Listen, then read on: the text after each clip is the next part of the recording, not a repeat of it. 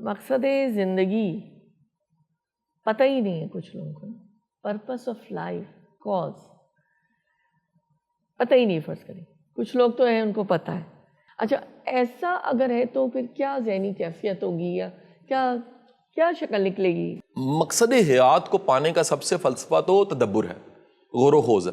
اب ڈاکٹر صاحب بعض اوقات نا کسی کو ایسا ماحول نہیں ملتا، ایجوکیشن مل جاتی ہے، بعض اوقات ایک ایسا پیڑ سرکل نہیں ملتا، بعض اوقات ایسے انوائرمنٹ میں نہیں بندہ جاتا جہاں پر سیلف ایکچولائزیشن پالش ہو اور نکل کے سامنے آ جائے. اس پہ رومی نے بڑی شاندار مثال دی ہے. رومی کہتا ہے کہ ایک شیر کا بچہ وہ گم ہو گیا اور بھیڑوں میں چلا گیا، اور بھیڑوں میں رہتا رہتا اس نے عادات اپنا لی بھیڑوں کی، لیکن اصل میں وہ شیر تھا. تو کسی دن اچانک اس نے دیکھا کہ شیروں نے حملہ کیا بھیڑوں پہ، یعنی اس کے فیلوز پہ، اور ان کو کھا لیا. اس کے اندر کا سویا ہوا شیر وہ جاگ گیا اور اس نے بھی ویسے بہیو کرنا شروع کر دیا. یعنی ہمیں ایک ماحول چاہیے ہوتا ہے جس سے ہمارا پوٹینشیل، ہماری اسٹرینتھ جو ہیں وہ نکل کے سامنے آئے. دوسری جو بڑی امپورٹنٹ بات ہے ڈاکٹر صاحبہ، ہمارے مقصد حیات کو یا ہماری اسٹرینتھ کو ویلڈ کرتا ہے. ہمیں ایسے لوگوں کی ضرورت ہوتی ہے جو ڈسکریج نہ کریں، جو ڈاؤٹ نہ کریں، جو یہ نہ کہیں، جن کے اندر یہ امپریشن نہ ہو کہ یہ کچھ نہیں کر سکتی یا یہ اس قابل ہی نہیں ہے. ہمیں ایسے لوگ بڑے ملے ہوتے ہیں جو کہیں نہ کہیں ہمیں ڈسکریج کرتے ہیں یا ان کی نان وربل ڈسکریج کرتی ہے.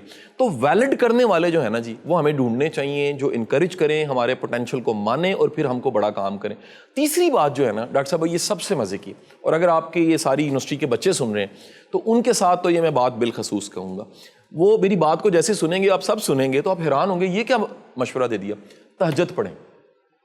اتنی بڑی طاقت ہے رات کو اٹھ کے اللہ کی بارگاہ میں یہ عرضی پیش کرنے کی کہ یا باری تعالیٰ مجھے مقصد حیات چاہیے. تو نے مجھے پیدا کیا ہے، اس کائنات میں تو ذرے کا بھی مقصد ہے، اس کائنات میں 8.7 مخلوقات کا مقصد ہے، 87 لاکھ مخلوقات کو بھی تو نے کو مقصد دیا ہے. دنیا میں ہم کہتے ہیں سانپ ختم کر دیں جی، کاٹتا ہے. سانپ بھی اس بڑے ایکو سسٹم کا ایک حصہ ہے. اس کو جہاں ختم کیا گیا نا وہاں پر ایکو سسٹم ڈسٹرب ہو گیا.